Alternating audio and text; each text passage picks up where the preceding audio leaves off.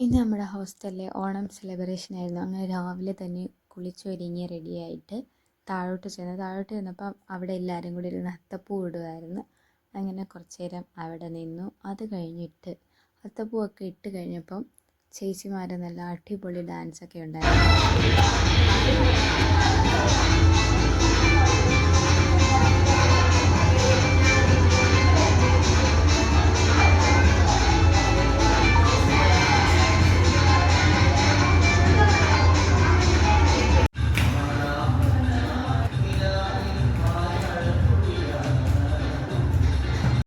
അങ്ങനെ ഡാൻസിനും പാട്ടിനൊക്കെ ശേഷം നമ്മൾ നേരെ നമ്മുടെ മെയിനായിട്ടുള്ള കാര്യം ഫുഡ് കഴിക്കാൻ പോയിരുന്നു.